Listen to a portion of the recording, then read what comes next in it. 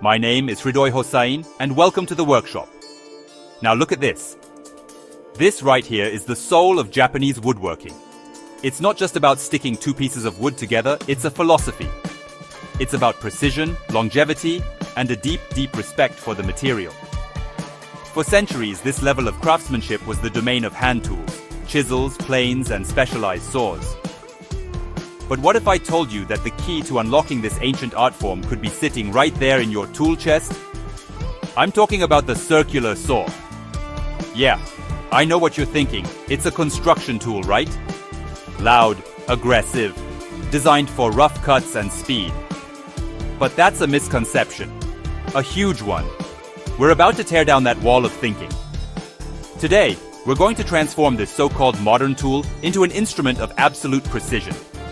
We're going to apply the principles of traditional Japanese woodworking, the mindset of efficiency, accuracy, and flawless execution to the circular saw. This isn't just about making cuts. It's about understanding the why behind the how. It's about revealing a hidden foundation of skill that will fundamentally change the way you approach joinery.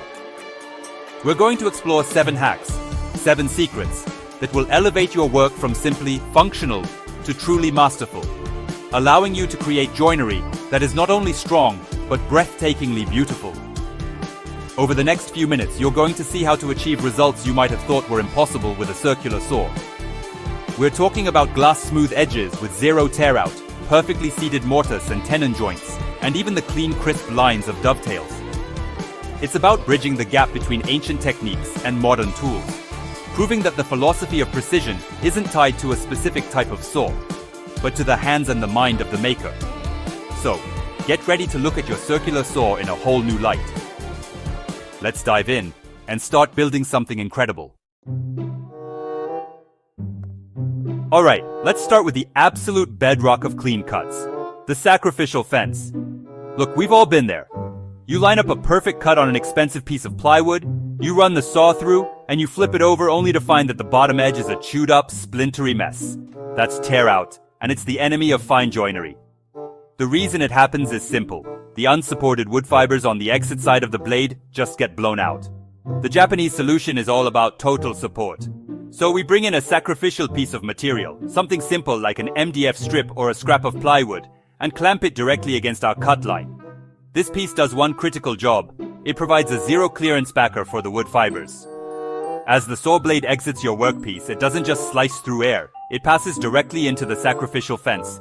The fibers have nowhere to go, so they are sheared off cleanly, not torn. This isn't just about preventing tear out on plywood. It's about achieving a perfectly square, crisp edge every single time, which is the foundation for any good joint. It's a simple, almost laughably easy technique, but the results are night and day. It's the first step from thinking like a carpenter to thinking like a cabinet maker. Hack number 2 is about taking control before the main event. We call it the shallow kerf guide, and it's a game changer, especially on delicate or figured woods. Instead of just setting your blade to full depth and plowing through the material, we're going to make 2 passes. The first pass is the crucial one. You set your blade depth to be incredibly shallow, maybe just a millimeter or 2, just enough to score the surface of the wood. You then run your saw backwards, or climb cut, along your guide. I know it sounds counterintuitive, but trust me on this. This initial shallow backward pass does something magical. It cleanly severs the uppermost wood fibers right along your cut line without any upward tearing force. You're essentially creating a perfect, predefined channel for the main cut to follow. Now, you reset your blade to the full cutting depth and make your second pass, this time moving forward as you normally would. The teeth of the blade will now follow that clean channel you created, preventing any chipping or splintering on the top surface. This 2-step process gives you unparalleled accuracy and a finish that looks like it came off a high-end table saw, not a handheld circular saw. Precision isn't just about the blade. It's about total stability through the entire process. That brings us to the off-cut support system. Think about what happens at the very end of a cut. The piece you're cutting off, the off-cut, is no longer supported. It drops, or it pinches the blade, or it vibrates, and in that split second, It can ruin your perfect edge or even cause a dangerous kickback. The Japanese principle here is one of minimal waste and maximum utility. We use the material that would otherwise be discarded to ensure a perfect outcome. Before you make your cut, take pieces of scrap wood, your offcuts from other projects, and place them underneath your workpiece on both sides of the cut line. Make sure they are the same thickness as the piece you're cutting. This creates a continuous, stable platform. Now, as your saw finishes the cut, the offcut doesn't drop. It remains perfectly level and supported, sliding away smoothly instead of falling away violently. This eliminates blade pinching, prevents the corner of your workpiece from breaking off, and ensures your saw moves through the material with consistent resistance from start to finish. It's a simple act of preparation that guarantees a professional result. Now we get into some really cool adaptive stuff. This is the floating jig method, and it's my secret for tackling complex angles and repeatable cuts without a fancy miter saw. The idea is to create a custom, temporary jig for a specific task using nothing more than a piece of scrap plywood and a factory edge. Let's say you need to make several identical 30-degree cuts. First, you take your piece of scrap plywood. You use your speed square or protractor to draw your 30-degree line on it. Then, you clamp it down securely. Here's the magic. You place your circular saw's base plate against a straight factory edge, another piece of plywood, or a metal ruler, and you make a cut along that 30-degree line you drew.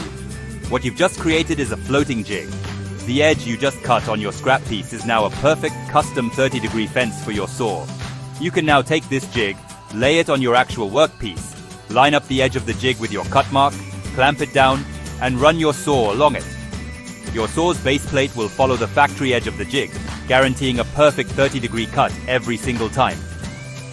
It's disposable, it's infinitely customizable, and it's unbelievably accurate. Joinery is a game of fractions of a millimeter, and nowhere is that more true than with a mortise and tenon joint. This hack, blade depth calibration for tenons, is all about using the saw to get an exact, repeatable depth for your tenon shoulders. Eyeballing the blade depth against the side of the wood is a recipe for frustration. Instead, we're going to use the actual workpiece and our marking tools as a physical reference. First, you lay out your tenon on the end of your board with a super sharp pencil or a marking knife. Now, place your circular saw, unplugged of course, on a flat surface. Bring your marked up workpiece right next to the blade. Instead of using the saw's built-in scale, you physically lower the blade until the tip of a tooth just kisses your tenon shoulder line. Lock the depth right there. You've now calibrated the blade not to a random number, but to the exact dimension required by your specific joint. By making multiple passes, clearing out the waste, you can cut perfectly matched, incredibly tight tenon shoulders that will seat into your mortise with a satisfying, snug fit. This is how you move from rough construction to fine furniture making with the same tool. Yes, you read that right. We're going to cut the straight lines for dovetails with a circular saw, and we're going to do it with hand tool precision using the shadow line technique. This is all about using light to your advantage. First, you lay out your dovetail pins or tails just as you would for hand cutting, but with one difference. Use a very sharp, dark pencil and make your line bold. Now here's the key. You need to set up a strong light source, like a lamp, positioned directly over your workspace. When you bring your circular saw blade near your pencil line, the blade itself will cast a tiny, crisp shadow. Your goal is not to try and see where the blade's teeth are. Your goal is to align the edge of that shadow perfectly with the edge of your pencil line. You want to split the line, so the shadow covers exactly half of your pencil mark. The shadow is a perfect non-physical representation of your cut line. By carefully aligning to this shadow and making your plunge cut, you are cutting with a level of precision that is almost impossible to achieve by just looking at the blade. This allows you to hog out the majority of the waste for your dovetails quickly and with incredible accuracy, leaving just a tiny bit to clean up with a chisel. Our final hack is the secret to absolute, undeniable precision, using shims for micro adjustments. Sometimes, no matter how carefully you set up your fence or jig, your cut is off by a hair's breadth. Trying to move a clamped fence by that tiny amount is maddening. This is where the Japanese obsession with precision meets elegant problem solving. Instead of moving your fence, you adjust the workpiece relative to the fence using shims. These can be slips of paper, playing cards, or dedicated brass shims. Let's say your cut is 1/4 millimeter too wide. You simply place a shim of that exact thickness. A single sheet of paper is about 1/10 millimeter between your workpiece and your fence. Now, when you make the cut, your workpiece is pushed away from the fence by that tiny controlled amount, and your dimension is perfect. This technique is invaluable for sneaking up on a perfect fit. You can use it to shave off impossibly thin amounts, to get two surfaces perfectly flush, or to ensure an invisible glue line. It's a method that embraces imperfection in the setup, to achieve perfection in the result. So there you have it. 7 hacks that transform the humble circular saw into a precision instrument. But I hope what you've taken away today is something deeper than just a few clever tricks. Each of these techniques is an expression of a philosophy. The sacrificial fence and the off-cut support system embody the principle of respecting the material and ensuring its integrity from start to finish. The shallow kerf guide and the shadow line technique are all about preparation and using observation to guarantee a flawless result. This is the why behind the how. It's about minimizing waste, maximizing efficiency, and taking deliberate, thoughtful steps to achieve your goal. These aren't just circular saw hacks. They are woodworking principles that you can apply across your entire craft, whether you're using a hand plane, a chisel, or a table saw. The real journey begins now, in your own workshop. Don't just watch this video. Pick one of these techniques and try it. Grab some scrap wood and practice cutting tenons using the depth calibration method. Make a floating jig for an angle you've been wanting to try. Feel the difference it makes. It's through this practice, through the repetition and refinement, that these hacks will stop being tricks and become an integrated part of your skill set for life. This community is one of the best parts of making, so I want to hear from you. Give this video a thumbs up if you learned something new, and be sure to subscribe so you don't miss what's next. More importantly, jump down into the comments and let me know which of these hacks you're going to try first. And if you have a circular saw secret of your own, share it. Let's build a library of knowledge together. Thanks for joining me in the shop today. Now go make something amazing.